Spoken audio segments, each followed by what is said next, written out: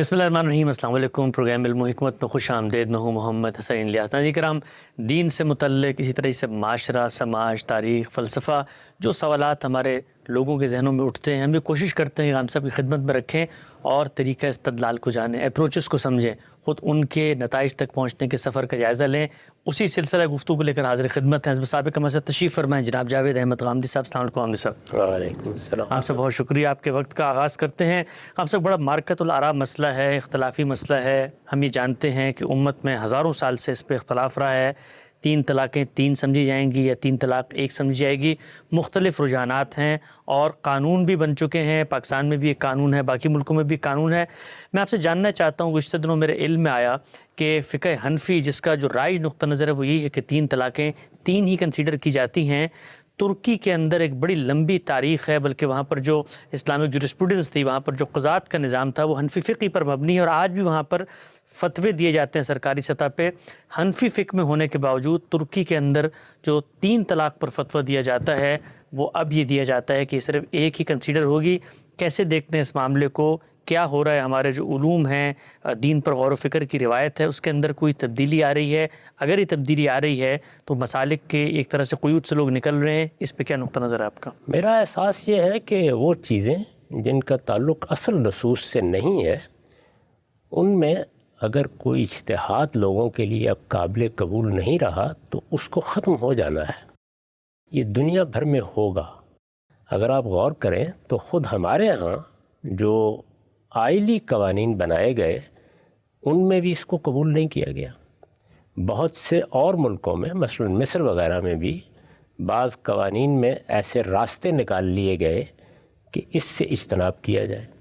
یہ بات ہر شخص کی سمجھ میں آ چکی ہے کہ سیدنا عمر رضی اللہ عنہ نے یہ ایک انتظامی نوعیت کا حکم دیا تھا، اس کا تعلق اصل نصوص سے نہیں تھا۔ یعنی ایسا نہیں ہے کہ اللہ تعالیٰ نے یا اللہ کے پیغمبر نے طلاق دینے کا یہ کوئی طریقہ مقرر کیا ہے یا اس کے بارے میں یہ طے کر دیا ہے کہ 3 طلاق ایک وقت میں دے دی جائیں تو وہ 3 ہی ہو جائیں گی۔ اس طرح کی کوئی چیز نہیں ہے۔ اسلام میں تو طلاق دینے کا طریقہ ہی یہ مقرر کیا گیا ہے کہ 1 طلاق ہوگی۔ اس کے لیے بھی اللہ تعالیٰ نے جن چیزوں کو ضروری قرار دیا ہے وہ ہر مسلمان کو ملحوظ رکھنی چاہیے۔ یہ بتایا گیا ہے کہ عدت کا لحاظ کر کے طلاق دی جائے، یہ بتایا گیا ہے کہ طہر میں طلاق دی جائے، اس بات پر اصرار کیا گیا ہے کہ اس میں عورت کو گھر سے نہ نکالا جائے، اس کے مواقع باقی رہنے دیا جائے کہ موافقت کی کوئی صورت پیدا ہو جائے۔ ان تمام چیزوں کا لحاظ کر کے، بلکہ اس سے بھی پہلے یہ تلقین کی گئی ہے کہ اگر گھر میں کوئی ناچاکی ہو رہی ہے تو خاندان کے لوگوں کی مدد لے لی جائے، حکم مقرر کر لیے جائے، اگر کوئی اختلاف ہے تو اسے دور کر لیا جائے، طلاق کی نوبت ہی نہ آئے۔ تاہم اگر ایسا ہوا ہے تو اللہ کے دین میں ایک ہی طریقہ مقرر کیا گیا ہے، اس میں نہ کوئی 2 طلاق ہے، نہ اس میں کوئی 3 طلاق ہے۔ یہ جو 3 طلاق یا 2 طلاق کا تصور ہے وہ قرآن مجید میں اس سے بالکل مختلف ہے جس طرح کے لوگ سمجھتے ہیں۔ میں نے تو اس پر بڑی تفصیلی گفتگویں کی ہیں، بہت کچھ کہا ہے، بہت کچھ لکھا ہے۔ وہ یہ ہے کہ ایک رشتہ نکاح میں کتنی مرتبہ طلاق دینے کا حق ہے۔ یعنی 1 طلاق دی، اس کے بعد صلح و صفائی ہو گئی، رجوع ہو گیا، تو کیا دوبارہ دی جا سکتی ہے؟ جواب یہ کہ دی جا سکتی ہے۔ دوبارہ طلاق ہوئی، پھر رجوع ہو گیا، پھر کوئی 5-10 سال گزرے، کیا پھر دی جا سکتی ہے؟ جواب یہ ہے کہ دی جا سکتی ہے، لیکن یہ پھر آخری طلاق ہوگی۔ تو 3 طلاق کا مطلب یہ ہے، اس کے ہرگز یہ معنی نہیں ہے کہ ایک ہی وقت پہ آدمی اس طریقے سے طلاق دے دے۔ سیدنا عمر رضی اللہ عنہ نے ایک انتظامی فیصلہ کیا تھا، ان کے فیصلوں کو ہمارے ہاں بڑی حیثیت حاصل رہی ہے، چنانچہ سب فقہاء نے اس کو قبول کر لیا۔ ائمہ اربعہ کا مسلک یہ بن گیا۔ اس پر بڑی سخت تنقیدیں ہوئی ہیں اور بہت عمدہ تنقیدیں خود امام ابن تیمیہ نے کی، بعض اور لوگوں نے کی۔ میں نے بھی اپنا نقطہ نظر اپنی کتاب میزان میں بیان کر دیا ہے۔ میرے نزدیک اس میں بیان لینا چاہیے اور یہ پوچھنا چاہیے کہ شوہر نے طلاق دی ہے تو اس کے پیش نظر کیا تھا؟ کیا وہ ہر تعلق کو ہمیشہ کے لیے ختم کر دینا چاہتا تھا؟ اس نے کیا چیز ذہن میں رکھی، کیا الفاظ ادا کیے؟ اس سے پوچھ لیں، جو اس کی نیت یا اس کا ارادہ ہے اس کے لحاظ سے فیصلہ کرنا چاہیے۔ وہ کہتا ہے کہ میں نے تو سرے سے کوئی ارادہ ہی نہیں کیا تھا، اشتعال میں آ کے یہ الفاظ میری زبان سے نکل گئے، کوئی وجہ نہیں ہے کہ اس چیز کو نافذ کر دیا جائے۔ اس میں جو اصرار کیا گیا ہے وہ بالکل پیمانی اصرار ہے، وہ بات ہی اور تھی جو کہی گئی تھی، لیکن لوگوں نے اس کے مطلب بالکل الٹ لے لیے، اور اس کا نتیجہ یہ نکلا کہ اب آپ مذاق میں بھی اگر طلاق کہہ دیں تو فتویٰ آ جاتا ہے کہ طلاق ہو گئی۔ ہرگز نہیں، سنجیدگی کے ساتھ، ٹھنڈے دل و دماغ کے ساتھ ان تمام حدود کا لحاظ کر کے طلاق دی جائے گی، پھر طلاق ہوگی۔ اور جن ملکوں میں اس باب میں قانون سازی کر دی گئی ہے، یعنی خود ریاست نے ایک طریقہ مقرر کر دیا ہے کہ اس طرح آپ آئیں گے، اس طرح سے آپ نوٹس دیں گے، ان مراحل سے یہ معاملات گزریں گے، ان میں اسی کی پابندی کرنی چاہیے اور اسی کے مطابق سب فیصلے ہونے چاہیے۔ ٹھیک ہے ہم سے نقطہ آپ نے واضح فرمایا۔ یہ بتائیے گا کہ ہمارے ہاں جو فقہ کی روایت ہے ان میں بالعموم بڑا جمود ہمیں دیکھنے میں نظر آتا ہے، لیکن اب تھوڑا تھوڑا خود ہم نے دیکھا ہے کہ علماء آگے بڑھ رہے ہیں۔ بڑھنے کا جو عمل ہے، خود اپنے فقہی پیراڈائم میں کچھ اگر استثناءات ہیں، کوئی ایک آدھ شذوذ آ رہا ہیں، انہی کے بارے میں کہا جاتا ہے کہ یہ فقہ حنفی کا ایک رائے یہ بھی ہے، لہٰذا ہم اس پہ عمل کر لیں۔ اگر علماء آگے بڑھنا چاہتے ہیں اور نظر آ رہا ہے کہ بھئی ایک انسانی کام ہوا ہے، اطلاق کا کام ہے، اس کے اندر زمانے کے تغیر سے تبدیلی بھی آ سکتی ہے، اصل دین کو کوئی نہیں چھیڑ رہا، تو اس میں کیسے حوصلہ کیا جائے اس پوری روایت میں آگے بڑھنے کی؟ کیونکہ اس کی وجہ خام صاحب یہ بھی ہے کہ اتنا لمبا عرصہ جب کسی چیز پہ گزر جاتا ہے تو لوگ بہت ڈرتے ہیں اور بڑا اعتماد ان کا پیدا ہو جاتا ہے کہ بھی جو کچھ تھا وہ ٹھیک ہی تھا، آخر سب لوگ مانتے ہیں۔ آگے بڑھنے کا رستہ کیا ہے بہتر؟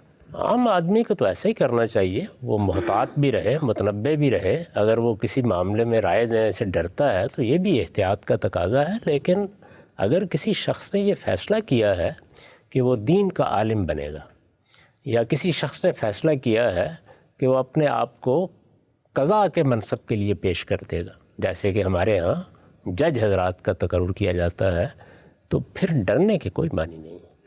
یعنی عالم کا منصب چھوڑ دیجئے، پھر ڈر کے گھر میں بیٹھ جائیے۔ اگر آپ دین کے عالم ہیں تو آپ کو صحیح بات کرنی ہے، ہر حال میں کرنی ہے، نہ لوگوں سے ڈرنا ہے، نہ کسی اور حکمران سے، نہ معاشرے کے کسی فرد سے۔ ہر حال میں صحیح بات بیان کرنی چاہیے، اور جب یہ واضح ہو جائے کہ فلاں چیز میں غلطی ہوئی ہے تو اس کا اعتراف کرنا چاہیے۔ تاہم علماء کے لیے یہ ضروری ہے کہ وہ اصول کے ساتھ آگے بڑھیں، یعنی ان کی آراء، ان کا نقطہ نظر، ان کے اجتہادات سب ہم آہنگ ہونے چاہیے، وہ کسی اصل سے فرع کی طرف بڑھیں، ان کے لیے یہ ضروری ہے۔ عام آدمی کا معاملہ بالکل الگ ہے، اس کو تو علماء پر اعتماد کرنا ہوتا ہے، ایسے ہی جیسے وہ اپنی صحت کے معاملے میں طب کے ماہرین پہ اعتماد کرتا ہے۔ اور جہاں تک ریاستوں کا تعلق ہے، انہیں جن حدود میں قانون سازی کرنے کا حق دیا گیا ہے ان میں وہ قانون بنائیں، تو انہیں تمام آراء دیکھنی چاہیے، اور پھر پارلیمنٹ میں جس چیز پر اکثریت کا اطمینان ہو جائے اسے اختیار کر لینا چاہیے۔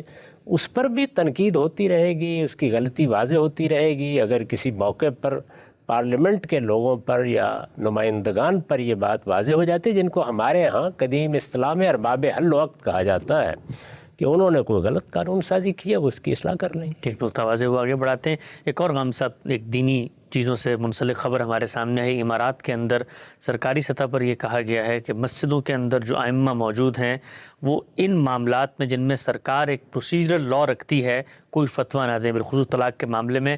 اس طرح کی کوئی پابندی کیا ریاست لگا سکتی ہے اپنے ہی ملک کے اندر موجود علماء پر، اور کیا اس طرح کرنا چاہیے آپ کی نظر میں؟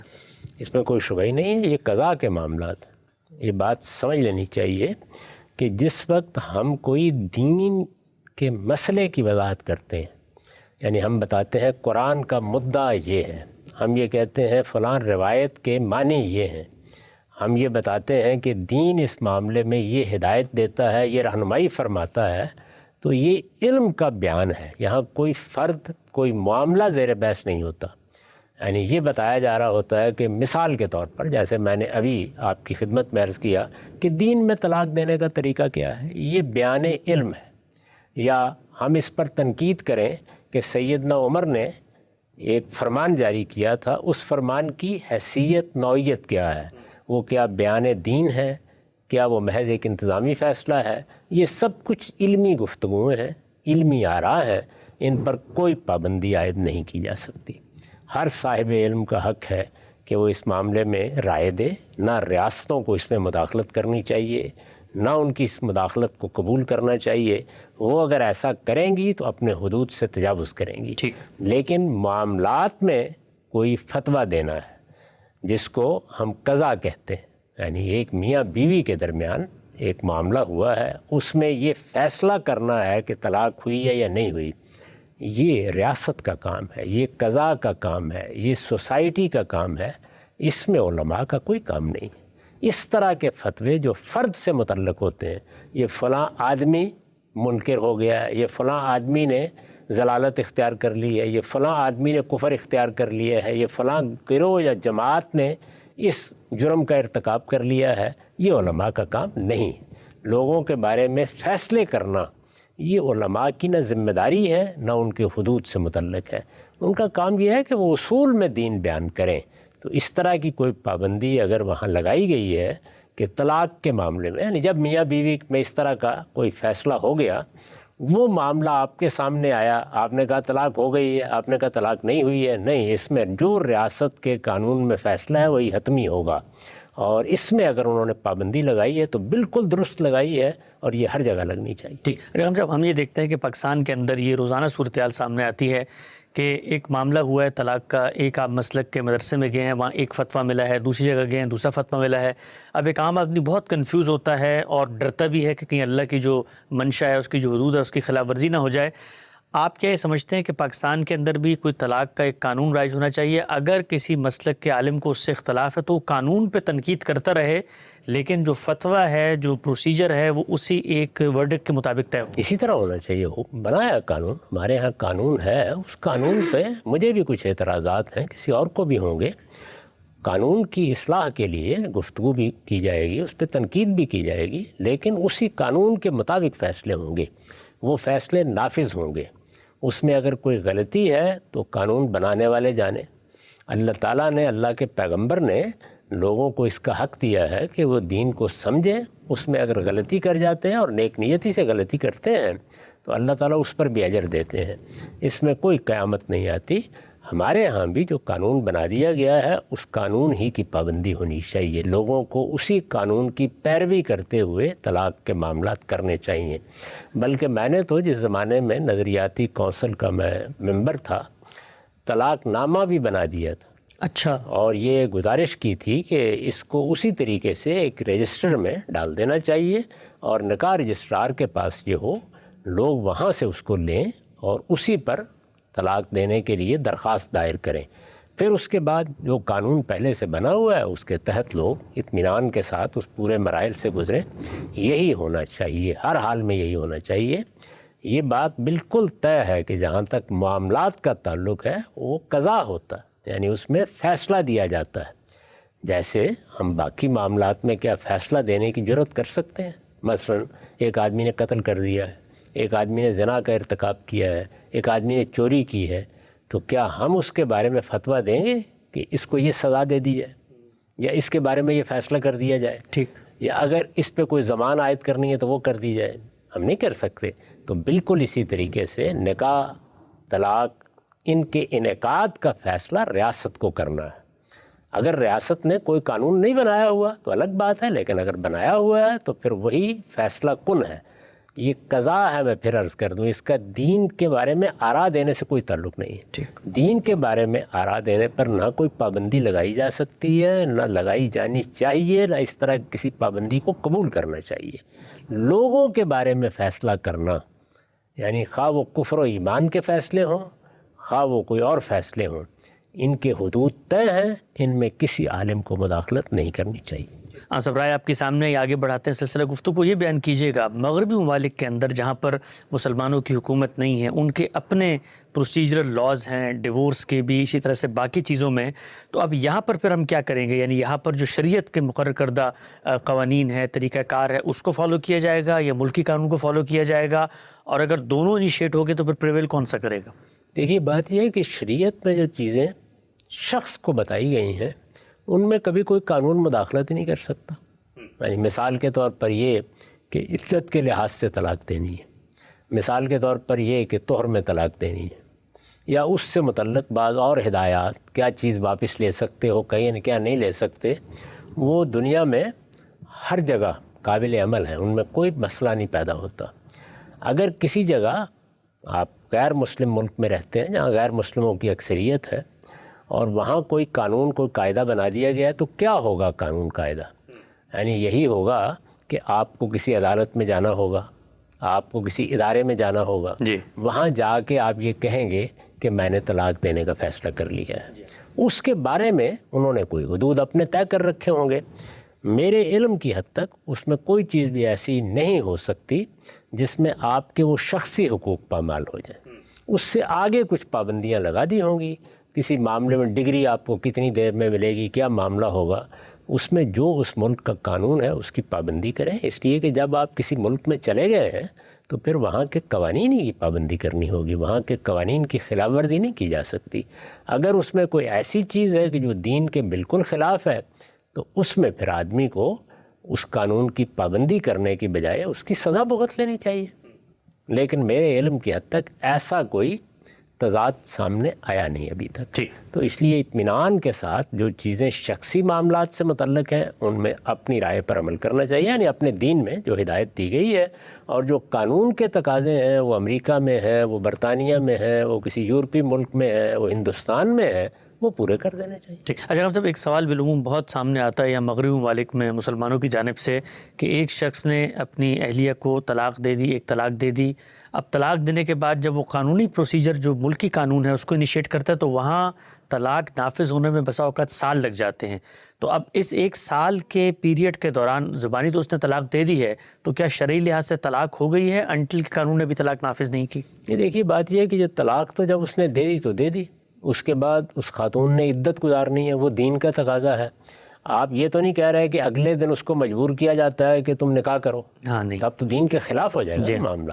عدت گزارنی ہے، وہ 3 مہینے 4 مہینے گزر گئی، اس کے بعد دینی لحاظ سے عورت مرد کا تعلق ختم ہو گیا۔ اب تعلق ختم ہو گیا لیکن قانون یہ کہتا ہے کہ تم پر کوئی ذمہ داریاں بھی عائد ہوتی ہیں، جی، تو جو ذمہ داریاں قانون نے ڈالی ہیں وہ آپ ادا کرتے رہیں گے، تاہم کوئی تعلق قائم نہیں کریں گے۔ ٹھیک، نقطہ واضح ہو گیا۔ آگے بڑھاتے ہیں سلسلہ گفتگو کو۔ ہم سب یہ سوال پوچھا گیا ہے کہ ضعیف حدیث کسی مکتب فراہی میں کیا استدلال کیا جا سکتا ہے؟ آپ کا جو نظام فکر ہے، طرز استدلال ہے، اس میں ضعیف حدیث کہاں کھڑی ہے؟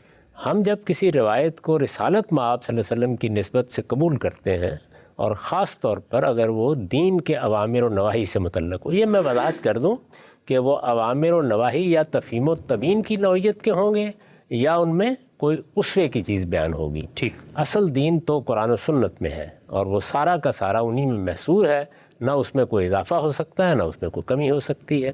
تفہیم و تبیین یعنی کوئی بات سمجھانے میں رسالت مآب صلی اللہ علیہ وسلم نے کوئی ہدایت فرمائی ہے، کوئی اجتہادی اطلاق آپ کی طرف سے سامنے آیا ہے، اس میں ہم اس بات کو لازم سمجھتے ہیں کہ حسن کے درجے سے کم کی روایت قبول نہیں کی جائے گی، اس لیے کہ رسول اللہ کی نسبت کا معاملہ ہے اور بہت تنبیہ فرمائی گئی ہے کہ میری نسبت سے کوئی ایسی بات بیان نہیں ہونی چاہیے جس میں غلطی مانی جا رہی ہو، اور جانتے بوجھتے اللہ کے پیغمبر کی طرف کوئی غلط بات منسوب کر دی ہے تو اس پر بڑی سخت وعید سنائی گئی ہے۔ چنانچہ میں اس میں، اور میں کیا ہمارے ہاں پہلے سے بھی یہی نقطہ نظر رہا ہے کہ اس معاملے میں جو کوئی بھی ہمارے سامنے چیز آئے گی وہ محدثین کے اصول پر دیکھی جانی چاہیے۔ یعنی ہمارے ہاں جو حدیث کے فن کے ماہرین ہیں انہوں نے کچھ اصول، کچھ قاعدے، کچھ معیارات بنائے ہیں، ہر لحاظ سے ان کو پرکھ کر دیکھ لیا گیا ہے، ان میں کسی کمی بیشی کی ضرورت نہیں ہے، بہت ٹھیک بنائے گئے ہیں، انسانی سطح پر اس سے آگے کچھ نہیں ہو سکتا۔ ان کا لحاظ کرتے ہوئے جیسے کہ انہوں نے اس کے لیے اصطلاحات بنا دی ہیں، صحیح حدیث ہے قبول کر لیں گے، حسن حدیث ہے ضرور قبول کریں گے اس کو بھی، لیکن ضعیف روایت صرف اس صورت میں قابل قبول ہوگی جب وہ متعدد طرق سے نقل ہوئی ہو اور اس کے ساتھ کسی ایسے معاملے سے متعلق ہو جو انتظامی نوعیت کے۔ اچھا، یعنی اس میں دین اپنی اصل کے لحاظ سے تو زیر بحث ہو ہی نہیں سکتا، لیکن تفہیم تبیین کی نوعیت کی بھی نہ ہو، بلکہ کوئی انتظامی معاملہ ہے، جس طرح کے یہ بات عام طور پر بیان کی جاتی ہے کہ رسالت مآب صلی اللہ علیہ وسلم کے سامنے کچھ ایسے مسائل آئے جس میں لوگوں نے طلاق دی ہوئی تھی۔ اس وقت چونکہ اسی کے بارے میں آپ نے سوال بھی کیا ہے، تو طلاق کے فیصلے آپ نے کیسے کیے؟ جی، وہ طلاق کے فیصلے انتظامی فیصلے ہیں۔ انتظامی فیصلوں میں ضعیف روایت اگر وہ متعدد طرق سے آئی ہے تو قبول کر لیا ہے۔ ٹھیک۔ اب سے یہ متعدد طرق کی شرط کیوں آپ نے عائد کی ہے؟ اس لیے کہ وہی احتیاط ظاہر ہے کہ جب یہ ہم کہہ رہے ہیں کہ صحیح کے درجے میں ہونی چاہیے، یہ اصطلاح ہے محدثین کی، یا حسن کے درجے میں ہونی چاہیے، تو یہ شرط کیوں لگا رہے ہیں؟ اسی احتیاط کے پیش نظر یہی شرط وہاں بھی لگا رہے ہیں کہ اگر ایک روایت ضعیف ہے تو اگر متعدد طریقوں سے آ رہی ہے تو یہ متعدد طریقے یہ امکان پیدا کر دیتے ہیں کہ بات ٹھیک ہی ہے، اگرچہ اس میں جو قاعدے مقرر کیے گئے تھے اس کے لحاظ سے کچھ کمی رہ گئی ہے۔ تو اگر وہ کم معیار بھی ہے تو انفرادی طور پر ہے، یعنی ایک ایک روایت معیار پر اگر پوری نہیں اتر رہی تو بہت سی روایات مل کے اس کمی کو پورا کر دیتی ہیں۔ تو یہ بھی بالکل اسی طرح کی چیز ہے کہ احتیاط کرنی ہے ہر حال میں، کیونکہ اللہ کے پیغمبر کا معاملہ ہے۔ انتظامی معاملات یعنی جن میں نہ دین کی تفہیم و تبیین زیر بحث ہے نہ اسوہ حسنہ۔ نقطہ واضح کو آگے بڑھاتے ہیں سلسلہ گفتگو کو۔ اچھا خان صاحب، ہمارے یہاں بالعموم یہ کہا جاتا ہے کہ جو فضائل کا باب ہے، لوگوں کو دین کی کسی اچھی بات پر آپ نے ابھارنا ہے، ان کے اندر نیکی کا شعور اجاگر کرنا ہے، اس طرح سے مختلف جو ثواب کی چیزیں ہیں، آپ نے اتنی تلاوت کر لی، سورت پڑھ لی تو اتنی نیکیاں ملیں گی۔ فضائل کے باب میں بالعموم ہمارے علماء کے ہاں اس معاملے میں ایک طرح کی رعایت دی جاتی ہے کہ ضعیف حدیثوں سے استدلال کیا جا سکتا ہے۔ آپ کا کہنا ہے؟ فضائل تو بہت بڑی چیز ہے، اس کے بارے میں تو زبان کھولتے ہوئے احتیاط کرنی چاہیے۔ فضائل میں تو اصل میں اللہ تعالیٰ کی طرف ایک بات کی نسبت کی جا رہی ہوتی ہے، یعنی یہ کہ فلاں چیز کا اللہ کے ہاں یہ اجر ملے گا، یہ کیسے معلوم ہوگا آپ کو؟ یہ تو اللہ کی طرف ایک بات کی نسبت کی جا رہی ہے جس کے جاننے کا ہمارے پاس کوئی ذریعہ ہی نہیں۔ یعنی وہاں تو بہت احتیاط ہونی چاہیے، بہت احتیاط کرنی چاہیے۔ اس وجہ سے فضائل کے باب میں بھی کوئی ایسی چیز قبول نہیں کرنی چاہیے جو صحیح یا حسن کے درجے سے کم کی ہو۔ اسی طرح افراد کے فضائل ہیں، یعنی کسی فرد کے بارے میں، صحابہ میں سے کسی شخصیت کے بارے میں یہ بیان کیا گیا ہے کہ ان کی یہ حیثیت ہے، ان کی یہ حیثیت ہے، اگر تو اس میں کوئی عمومی خوبیاں بیان کی گئی ہیں تو اس میں کچھ کمی بھی ہو سکتی ہے، لیکن یہ کہ اگر کوئی ترجیح کا معاملہ درپیش ہو گیا ہے یا کسی چیز کے معاملے میں آپ حکم لگا رہے ہیں یا کوئی فیصلہ دے رہے ہیں تو اس کا درجہ تو شہادت کا ہو جاتا ہے، اس لیے اس میں بھی بے احتیاطی نہیں کی جا سکتی۔ ہم سے بات تو اصول میں آپ کی بات سمجھ میں آتی ہے، لیکن ہمارے ہاں بالعموم جو واعظین ہیں، جو ذاکرین ہیں، وہ یہ کہتے ہیں کہ آپ نتیجے کے اعتبار سے دیکھیں، اگر ایک آدمی نماز نہیں پڑھتا تھا، روزہ نہیں رکھتا تھا، قرآن کی تلاوت نہیں کرتا تھا، ہم نے اس کو کوئی ایسی روایت سنا دی ہے جو اگرچہ ضعیف ہے اور کتابوں میں لکھی ہوئی ہے اور اس کے نتیجے میں اس کے اندر ایک تبدیلی پیدا ہو گئی ہے، تو نتیجے کے اعتبار سے تو اس روایت نے ایک مثبت کام کیا ہے نا۔ دیکھیے بات ہے کہ نتیجے کے لحاظ سے پھر اگر دیکھا جائے تو سارے ہی مذاہب کچھ نہ کچھ اچھے نتائج پیدا کر دیتے ہیں۔ پھر آدمی تھوڑا سا ہندو ہو جائے، تھوڑا سا مسیحی ہو جائے، سب نتائج بیان کر دیتے ہیں۔ ایک عالم کا یہ کام نہیں ہے، اس کا کام یہ ہے کہ وہ ایک منصب پر فائز کیا گیا ہے، وہ اللہ کے پیغمبر کی نسبت سے کوئی بات بیان کر رہا ہے، اللہ تعالیٰ کی نسبت سے کوئی بات بیان کر رہا ہے، اس میں آخری درجے کی احتیاط ضروری ہے۔ اللہ کی نسبت سے بات بیان کرنا کوئی آسان کام نہیں ہے، کیونکہ اللہ تعالیٰ یہ کہتے ہیں کہ اگر تم نے اپنی طرف سے کوئی بات میری نسبت سے بیان کر دی اور وہ بات میری نہیں ہے تو یہ اللہ پر جھوٹ باندھنا ہے، افتراء علی اللہ ہے۔ اس لیے اس معاملے میں نتیجہ کوئی حیثیت نہیں رکھتا۔ ایک عالم کا کام یہ ہے کہ صحیح بات صحیح موقع پر صحیح طریقے سے کہے اور ہر حال میں تحقیق کر کے جو اس کے نزدیک اللہ کی بات ہو سکتی ہے، جو اس کے لیے قاعدے قانون مقرر ہیں، ان پر وہ پوری اترتی ہے، اسی صورت میں کہی جائے۔ نقطہ واضح ہوا، آگے بڑھاتے ہیں سلسلہ گفتگو کو۔ آپ سے سوال پوچھا گیا ہے کہ ہمارے ہاں بالعموم زندگی کے جو مسائل ہیں، نوکری کے مسئلے ہیں، رزق کے مسئلے ہیں، رشتوں کے مسئلے ہیں، پوری کی پوری ایک روایت بن چکی ہے، بڑی بڑی کتابیں، اس میں بڑے بڑے بزرگوں کا نام بھی لیا جاتا ہے، انہوں نے کو وظائف بتائے ہیں کہ جی یہ جو لفظ ہیں ان کو عصر کی نماز کے بعد اول آخر درود شریف کے ساتھ اتنا دفعہ پڑھ لیں تو اس کا نتیجہ نکلے گا۔ اس طرح کی چیزوں کی کیا حقیقت ہے؟ کیا کسی بندہ مومن کو اس طرح کی چیزیں کرنی چاہیے؟ ہمارے دین میں تو ایک ہی چیز ہے، اور وہ یہ ہے کہ جو عقل دی ہے اللہ تعالیٰ نے آپ کو، اس کی روشنی میں تدبیر کیجیے۔ یعنی اگر دنیا میں اسباب ہیں تو اسباب کا مطالعہ کرنا، ان اسباب سے کام لینا، یہ ہر مسلمان کی ذمہ داری ہے، ہر انسان کا کام ہے۔ اس کے بعد دعا ہے، یعنی اللہ تعالیٰ کے حضور میں آدمی دست بدعا ہو جائے۔ ہر مشکل میں ایک ہی ہدایت ہے جو قرآن میں کی گئی ہے، استعینوا بالصبر والصلاۃ، یعنی صبر کے ساتھ اللہ کے فیصلے کا انتظار کیا جائے اور نماز سے اللہ کی مدد مانگی جائے۔ تو اللہ کی مدد مانگنا، نماز پڑھ کے، روزہ رکھ کے، نیکی کا کوئی کام کر کے، یہی صحیح طریقہ ہے۔ اللہ کے پیغمبر نے ہمیشہ یہی تعلیم دی ہے، بڑی عمدہ دعائیں سکھائی ہیں۔ ان دعاؤں میں اللہ تعالیٰ کی رحمت پر گویا کمند ڈال دی جاتی ہے، تو پیغمبر کی دعائیں سیکھنی بھی چاہیے۔ اگر وہ عربی زبان میں آدمی نہیں کر رہا تو ان کا ترجمہ پڑھ کے سیکھ لینا چاہیے کہ کیا بات اللہ کے پیغمبر نے کس موقع پر کہی ہے. دعا ہی اصل چیز ہے، وہی ہونا چاہیے. یہ لوگوں کے تجربات ہیں. رسالت میں آپ صلی اللہ علیہ وسلم نے اس طرح کی کوئی چیز نہ بتائی ہے، نہ یہ ہمارے دین کا حصہ ہے. لوگوں کے تجربات ہیں.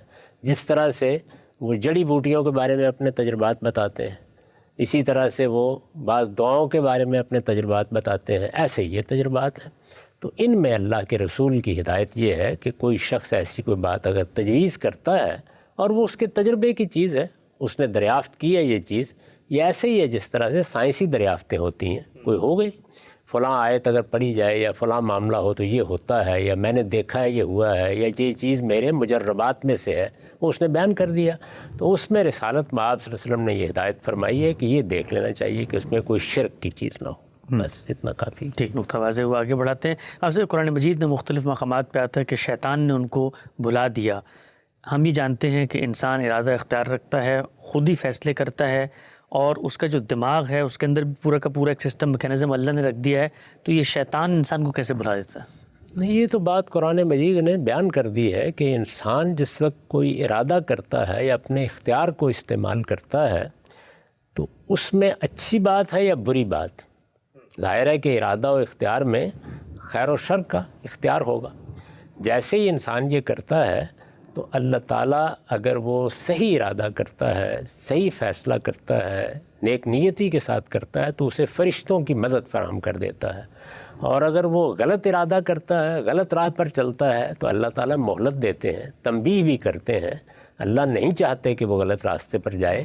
وہ اس پہ اصرار کرتا ہے تو پھر شیاطین کو موقع دے دیا جاتا ہے. تو اس کا نتیجہ یہ ہے کہ بری باتوں کی طرف محاورے میں یہ بات قائم ہو گئی کہ شیطان نے یہ کام کر دیا. اچھا. اس لیے کہ ہم جب بھی برا ارادہ کرتے ہیں تو شیطان کو موقع مل جاتا ہے. یہ واقعہ ہے. اس سے یہ ایک تعبیر آ گئی اور ہر زبان میں یہ استعمال ہوتی ہے. عربی میں بھی ہوتی ہے، ہماری اردو میں بھی ہوتی ہے. اس میں کوئی حرج کی بات نہیں، کیونکہ یہ اس اصول کو بیان کرتی ہے کہ غلط راہ اختیار کرو گے. اگر ایک آدمی نے نیکی کی بات کو بھلا دیا ہے، یعنی بلایا ہوگا تو اسی طرح بلایا ہوگا نا کہ اس میں بے التفاتی برتی ہوگی. جی. تو کچھ دیر بعد اللہ مہلت دیتے ہیں، پھر اس کے بعد شیاطین کے سپرد کر دیتے ہیں. اس سے اللہ کی پناہ مانگنی چاہیے. ٹھیک ہے، ہم سب نقطہ واضح ہوا. آگے بڑھاتے ہیں. یہ بتائیے کہ آپ کا نقطہ نظر تفصیل سے سامنے آیا ہے شفاعت پر. میزان کتاب غم صاحب کی اس میں بھی لکھا ہے. ایک صاحب نے سوال پوچھا ہے کہ اگر جنت میں جانے کا ایک معیار مقرر ہے اور میرٹ پر ہی فیصلے ہوں گے تو پھر اس پورے کا پورا جو سسٹم ہے سفارش کا اور انبیاء کو موقع دینا کہ وہ بات کریں، اس کی ضرورت باقی کیوں رہ جاتی ہے؟ نہیں، اس کے دو درجے ہیں. دیکھیے، بات یہ ہے کہ ایک تو اللہ تعالیٰ نے بتا دیا ہے کہ تم سبقت کے مقام پر کامیاب ہونا چاہتے ہو تو اس کے لیے یہ معیار ہے، اور اگر اصحاب الیمین کے درجے میں کامیابی کی کوشش کر رہے ہو تو اس کا یہ معیار ہے. یہ تو پہلا درجہ ہے. یعنی جو اعمال آپ نے کیے علم و عمل کے لحاظ سے اللہ فیصلہ فرما دے گا. یہ بھی اس کی عنایت ہے کہ وہ کرم فرمائے گا، لیکن بہرحال وہ فیصلہ جزام بما کسبہ کے اصول پر ہوگا. جو آدمی نے کیا ہے اس کی جزا اس کو مل جائے گی. اس کے بعد بہت سے لوگ ہوں گے کہ جو اس معیار پر پورے نہیں اترتے، جن کے بارے میں کہا گیا ہے کہ خلطوا عملا صالحا و سیئا. ایسی صورت انہوں نے پیدا کر دی ہے کہ اس میں دونوں چیزیں موجود ہیں، نیکیاں بھی ہیں، برائیاں بھی ہیں. فیصلہ کن جگہ تک نہیں پہنچا. معاملہ ایسا ہے کہ یہ نہیں کہا جا سکتا کہ وہ میرٹ پر کامیاب ہو گئے. اس میں ان کے مجموعی رویے کو دیکھا جائے گا. یعنی انہوں نے بحثیت مجموعی خیر کا رویہ اختیار کیا ہے. اللہ کو ماننے والے تھے، ڈرنے والے تھے. غلطیاں تو ہو گئیں، میرٹ پر کامیابی تو نہیں ہوئی، لیکن اپنی طرف سے کوشش کرتے رہے. یعنی جیسے ہم یوں کہیں کہ ایک طالب علم نے جو اس کے لیے معیار مقرر کر دیا تھا اس پر کامیابی حاصل کر دی. لیکن بہت سے طالب علم ایسے ہیں کہ وہ اس معیار پر تو کامیاب نہیں ہوئے. یہ البتہ معلوم ہوتا ہے کہ پڑھتے رہے، کوشش انہوں نے کی ہے، اپنی طرف سے جو کچھ کر سکتے تھے کیا. اگر 33 نمبر مقرر تھے یا 40 تھے تو وہاں پہنچ نہیں سکے اس جگہ پر. تو اس میں پھر یہ ہے کہ عفو درگزر سے اللہ تعالیٰ کام لیں گے، اور یہی ہونا بھی چاہیے. وہاں اللہ تعالیٰ سے بھی آدمی رجوع کرتا ہے، وہاں صالحین سفارش بھی کر سکتے ہیں، وہاں پیغمبر بھی کوئی بات کہہ سکتے ہیں، لیکن اس کے شرائط یہ ہے کہ اللہ فیصلہ کریں گے، اللہ عفو درگزر کے لیے کہیں گے. اللہ حکم دیں گے، اللہ کسی آدمی کو کہیں گے کہ وہ کچھ کہنا چاہتا ہے تو کہے، اور جو بات کہی جائے گی وہ صحیح ہوگی، اس میں ادنیٰ درجے میں کوئی باطل شامل نہیں کیا جائے گا۔ تو یہ تصور ہے جو قرآن نے دیا ہے۔ ٹھیک، نقطہ واضح ہوا، آگے بڑھاتے ہیں۔ آپ سے بتائیے گا کہ فرشتوں کے پاس اختیار ہونے کے باوجود قرآن مجید یہ بتاتا ہے پیچھے جو کتابیں آئی ہیں کبھی انہوں نے سوء استعمال نہیں کیا، کوئی برائی کوئی گناہ ان سے سرزد نہیں ہوا، تو عقل تو یہ کہتی ہے کہ اگر ان کو ارادہ اختیار دیا گیا ہے تو کبھی ایک دفعہ دو دفعہ کہیں پر کوئی ان سے غلطی ہونی چاہیے، لیکن بظاہر کو غلطی نظر نہیں آتی۔ ہمیں فرشتوں کے بارے میں کہاں معلومات حاصل ہو گئی ہیں ساری؟ ایک اصولی بات اللہ تعالیٰ نے فرمائی ہے کہ جو ان کو بات کہی جاتی ہے، جس چیز کا انہیں پابند کیا جاتا ہے، اس میں وہ کبھی نافرمانی نہیں کرتے۔ غلطی ہونا ایک بالکل الگ چیز ہے، وہ ہم نہیں جانتے کہ ان کے اور ان کے پروردگار کے کیا معاملات ہیں، وہ تو ان سے ملاقات کے بعد ہی معلوم ہو سکتا ہے۔ یہ بات بالکل اس سے مختلف ہے، یہ غلطی نہیں ہے، یہ ہے کہ وہ نافرمانی کریں، وہ سرکشی اختیار کر رہے ہیں، وہ اللہ تعالیٰ کے حکم کو ماننے سے انکار کر دیں، یہ کبھی نہیں ہوتا، اس لیے کہ وہ ملائے اعلیٰ کے ساتھ ربط رکھتے ہیں، وہ تو اللہ تعالیٰ کی بادشاہی کو دیکھ رہے ہیں جو ہماری نگاہوں سے اوجھل کر دی گئی ہے۔ تو اس لیے ہم بعض اوقات غلطیاں کرتے ہیں، بڑی بڑی غلطیاں، بلکہ جرائم بھی کر ڈالتے ہیں، ان سے اس طرح کا صدور نہیں ہوتا۔ نقطہ واضح ہوا، آگے بڑھاتے ہیں۔ ہم سب بعض احادیث میں آتا ہے کہ چھوٹے بچے جو ہیں کہیں پر اگر کوئی پیشاب وغیرہ کر دیں تو بچہ اگر کر دے تو وہ پاک ہے، بچی کر دے تو ناپاک ہے، اس میں ہمارے یہاں فرق بھی کیا جاتا ہے، یہ کیا معاملہ ہے؟ یہ کوئی چیز نہیں ہے۔ دیکھیے بات یہ ہے کہ واقعات سے ہمارے ہاں لوگ استدلال کر لیتے ہیں، بعض جگہوں کے اوپر آپ غلاظت گندگی اس طرح دیکھتے ہیں کہ آپ کہتے ہیں کہ یہاں تو زمین ہی کھود کے پھینکنی پڑے گی، بعض جگہوں پر آپ کہتے ہیں پانی بہا دینا کافی ہے، بعض جگہوں پر ایسا بھی ہوتا ہے کہ کوئی دو چار چھینٹے پڑے ہیں تو چلیے دو چار چھینٹے آپ نے بھی دے دیے۔ تو یہ مختلف واقعات ہیں جو حالات کے لحاظ سے رپورٹ ہو جاتے ہیں، اس سے ہمارے ہاں قانون بنا لیا جاتا ہے۔ میں اس کو اصولی طور پر واضح کر چکا ہوں کہ واقعات سے کوئی قانون سازی نہیں ہو سکتی۔ نقطہ واضح ہوا۔ ہم سب ایک بڑا دلچسپ سوال ہے آپ کی خدمت میں پیش کرتا ہوں۔ انہوں نے پوچھا ہے کہ آپ کی کبھی سیاستدانوں سے خط و کتابت ہوئی ہے؟ اگر ہوئی ہے تو آپ کیا اس کا فائدہ دیکھتے ہیں، اور اگر نہیں ہوئی ہے تو آپ کو یہ نہیں لگتا کہ پاکستان کے تمام بڑے سیاستدانوں کو خط لکھ کے بتایا جائے کہ ان کو دین کی کن ہدایات پر عمل کرنا چاہیے؟ خط لکھنے سے کچھ نہیں ہوتا، البتہ یہ ہے کہ اگر لوگوں سے آپ کو ملاقات کا موقع ملے تو جو آپ کے نزدیک صحیح بات ہے یا جو صحیح رویے ہیں جو سیاستدانوں کو خاص طور پر اختیار کرنے چاہیے وہ ان تک پہنچاتے رہنا چاہیے۔ یہ خدمت ہر شخص کو انجام دینی چاہیے، مجھے بھی جب موقع ملتا ہے میں ضرور انجام دیتا ہوں۔ اصولی باتیں جو ریاست سے متعلق ہیں، حکومت سے متعلق ہیں، وہ ہم یہاں بیٹھ کے کہتے رہتے ہیں اور بارہا بیان کرتے رہتے ہیں، وہ بھی سنتے ہوں گے، ان تک بھی بات پہنچ جاتی ہوگی، تو اس لیے خط لکھنا ہی کیوں ضروری ہے۔ ٹھیک، اچھا، ہم سب ایک زمانے میں یاد ہے کہ ایران کے ایک بہت بڑے رہبر تھے، انہوں نے عالمی سطح پہ جتنے رہنما دنیا میں پائے جاتے ہیں ان کو خطوط لکھے تھے، تو آپ کی نظر میں یہ جو مسلمان علماء ہیں ان کو باہر ممالک کے جو سربراہان ہیں ان کو بھی اس طرح خط وغیرہ لکھنی چاہیے؟ اگر کوئی لکھنے کی ضرورت پڑ گئی ہے تو ضرور لکھیں، خط و کتابت ہوتی رہتی ہے، لیکن آج کل کے زمانے میں اب کیا خط لکھیں گے؟ اب تو جو خطوط پہلے اپنے اعزاء اقربا کو لکھے جاتے تھے وہ بھی اب قصہ ماضی ہو گئے، دوسرے ذرائع وجود میں آ گئے ہیں، ان سے بات کہیں زیادہ مؤثر طریقے سے پہنچ جاتی ہے۔ ٹھیک، آگے بڑھاتے ہیں سلسلہ گفتگو کو۔ اب سے بھی سوال آج کل ہر جگہ پہ بڑا زیر بحث رہتا ہے، جو لوگ مذہب بیزار ہیں، مذہب کے اوپر تنقید کرتے ہیں، نوجوان عام طور پہ یہ بات مذہبی علماء سے اب پوچھتے ہیں، وہ یہ کہتے ہیں جی سائنس نے اتنی ترقی کر لی ہے، آپ دیکھیں انفارمیشن ٹیکنالوجی کا سیلاب ہے، مذہب کا جو مقدمہ ہے وہ پورا کا پورا بعد از موت ایک پوری کی پوری جو جزا و سزا کا عمل ہے، فیصلہ اس پہ کھڑا ہوا ہے۔ اگر سائنس نے موت پر قابو پا لیا تو پھر اس صورت میں مذہب کیا کرے گا؟ ہمارے بیچارے نوجوان جو مسلمان بچے ہوتے ہیں ان کو جب اس طرح کی بات بتائی جاتی ہے گھبرا جاتے ہیں کہ بھائی یہ واقعی میں اگر ہو گیا تو پھر ہم کیا کریں گے اسلام کے بارے میں؟ یہ بات یہ ہے کہ جب یہ ہو جائے گا تو اس کائنات کا پروردگار اگر فی الواقع ہے تو وہ سائنس سے نمٹ لے گا، اس میں ہمیں تکلیف کرنے کی کیا ضرورت ہے؟ ہم تو اس دنیا میں موجود ہے اور ہمیں معلوم ہے کہ ہمیں یہاں سے رخصت ہونا ہے۔ ہمارا یہ مسئلہ ہے کہ ہم جب رخصت ہوں تو کیا ہم مٹی میں مل جائیں گے؟ ہمیں بتایا گیا کہ ایسا نہیں ہوگا، یہ موت پر قابو پا لے گی، یہ ہو جائے گا، وہ ہو جائے گا، اس طرح کے خواب لوگ دیکھتے رہتے ہیں، ان کو دیکھتے رہنے دیں۔ اس طرح کا واقعہ جب کبھی ہوگا اس کا جائزہ اس وقت کے اہل علم لے لیں کہ کیا واقعہ ہوا ہے۔ یہ کوئی آسان کام ہے، اس کا تصور کرنا کوئی آسان ہے؟ میں آپ کو بتانا چاہتا ہوں کہ اس دنیا کا کارخانہ اللہ تعالیٰ نے بتا دیا ہے کہ اس نے موت و حیات پر بنایا ہے۔ خلق الموت والحیات لیبلوکم ایکم احسن عملا۔ اس لیے یہاں نہ حیات کو روکا جا سکتا ہے نہ موت کو روکا جا سکتا ہے۔ تو اس طرح کے خواب ہیں، لوگ دیکھنا چاہتے ہیں دیکھ لیں، اگر وہ ایسی کوئی شعبدہ بازی کسی وقت کر کے دکھانا چاہیں گے تو دیکھا جائے گا، جب وہ ہو جائے گا۔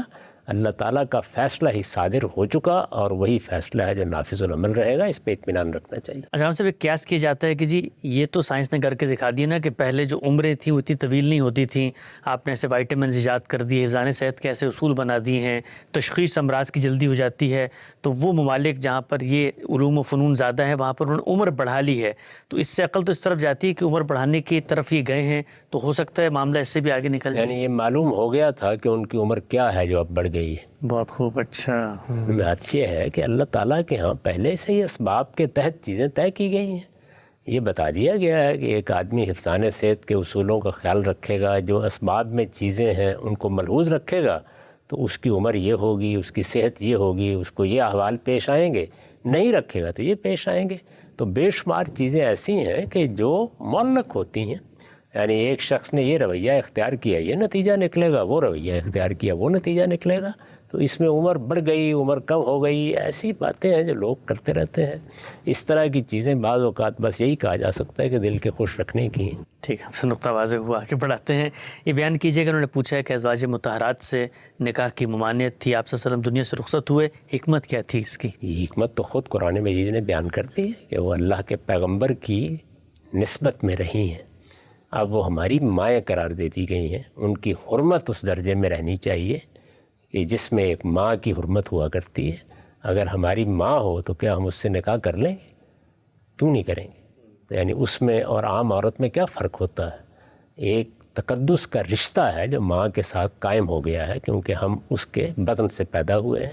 اسی طرح کا ایک رشتہ پیغمبر کی بیویوں کے ساتھ قائم ہو گیا ہے۔ پیغمبر ہمارے باپ کے بمنزلہ ہیں اور ان کی بیویاں ہماری مائیں ہیں۔ تو جب ماں کا رشتہ قائم ہو گیا تو اس کے بعد کیا سوال ہے؟ ماں کا رشتہ قائم ہو جانے کے بعد جو حرمت اپنی ماں کے بارے میں ہے وہی ان کے بارے میں ہے۔ ٹھیک، نقطہ واضح ہوا۔ ہم سے سوال پوچھا گیا ہے کہ بیت المقدس کی طرف تحویل قبلہ کا حکم دیا گیا تھا، اتنی بڑی آزمائش میں کیوں مبتلا کیا گیا؟ کیونکہ مسلمان ایک طرف قبلہ رو ہو کے نماز پڑھ رہے تھے، جب انہوں نے قبلہ تبدیل کیا تو باقی لوگوں کو بھی موقع ملا۔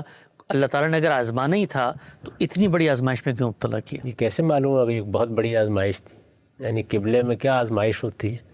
اللہ تعالیٰ نے ایک سمت مقرر کرنی ہے تاکہ نماز میں نظم پیدا ہو جائے، اس سے زیادہ کوئی اہمیت نہیں ہے اس بات کی۔ تو اس میں کیا آزمائش ہو گئی تھی؟ کچھ بھی نہیں تھا۔ لوگوں کی خواہش یہ ضرور تھی کہ ابراہیمی مسجد یا مسجد حرامی کو ہمارا قبلہ ہونا چاہیے۔ اللہ کے پیغمبر کی بھی خواہش تھی، اللہ کے حضور میں درخواست کی گئی کہ یہ امتحان اب ختم کر دیا جائے، اللہ تعالیٰ نے اس کو قبول فرما لیا۔ اس سے زیادہ کچھ بھی نہیں تھا۔ اس میں کیا ہوا؟ یعنی کوئی تکلیف مالا یطاق دے دی گئی تھی، کوئی لوگوں کے لیے سانس لینا دشوار ہو گیا تھا، کوئی وہ بیمار ہو گئے تھے اس کے نتیجے میں۔ یعنی یہ کیا بات ہے کہ یہ بڑی آزمائش؟ کیا آزمائش تھی؟ اس میں کوئی آزمائش نہیں تھی۔ اللہ نے ایک حکم دیا، اس کا حکم ہے، ہم بیت اللہ کی طرف منہ کر لیتے ہیں، وہ آج حکم دے دے ہم پیٹھ موڑ کے کھڑے ہو جائیں گے۔ ٹھیک، نقطہ واضح کیا ہم صاحب۔ آج کی نشست کا آخری سوال آپ کی خدمت میں یہ ہے، احرام کی حالت میں شکار کی ممانعت کی گئی ہے، اس کی کیا دین میں حکمت ہے؟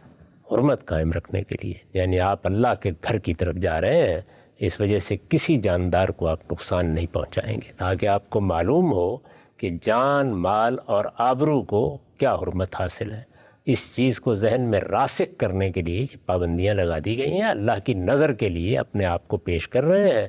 جب آپ نے احرام باندھ دیا اور آپ اس راستے پر نکل کھڑے ہوئے تو اب آپ کی وجود سے صرف خیر پیدا ہونا چاہیے۔ ٹھیک، اچھا، ہم سے پہلے زمانے میں جب لوگ سفر کرتے تھے، ظاہری بات ہے وہ تو مہینوں کی مسافت ہوتی تھی تو اور شکار کے بغیر گزارا بھی نہیں ہوتا تھا، تو وہ پھر کیا کریں اگر ان کو زمانے میں کوئی چیز تھی تو؟ وہ لوگ جو ان کے ساتھ ان کے سامان اٹھا رہے ہیں یا دوسرے کام کر رہے ہیں، وہ اگر شکار کرنا چاہیں تو کر سکتے ہیں۔ ٹھیک، اس طرح سمندر میں ایجاد دی گئی ہے، اگر سمندر کے ذریعے آپ جا رہے ہیں احرام کی حالت، وہ تو قرآن مجید نے خود واضح کر دیا اس بات کو، اس لیے کہ وہاں کوئی راستہ نہیں ہوتا یا کھانے کی کوئی اور چیز نہیں ہوتی۔ تو اللہ کا قانون پورے قرآن میں جو بیان کیا گیا ہے وہ معذورین کے استثناء کے ساتھ ہوتا ہے۔ جہاں پہ کوئی حرمت قائم کی گئی ہے، وہاں اگر اضطرار پیش آ گیا ہے، وہاں آدمی کی جان پر بنائی ہے، تو آپ سے اجازت ہو جائے گی۔ جیسے نقطہ آپ کا واضح ہوا۔ متفرق سوالات کی نشست تھی ناظرین، آپ کے ذہن میں بھی اگر کوئی سوال اٹھتا ہے آپ ہمیں ای میل کر سکتے ہیں، اس طرح ویڈیو پوسٹ ہوتی ہے مختلف سوشل میڈیا پلیٹ فارم پہ، وہاں بھی نیچے کمنٹس میں لکھ سکتے ہیں، ہم صاحب کی خدمت میں پیش کریں گے۔ وقت یہاں پہ ختم ہوتا ہے، دوبارہ حاضر خدمت ہوں گے، اب تک آپ کو بہت شکریہ۔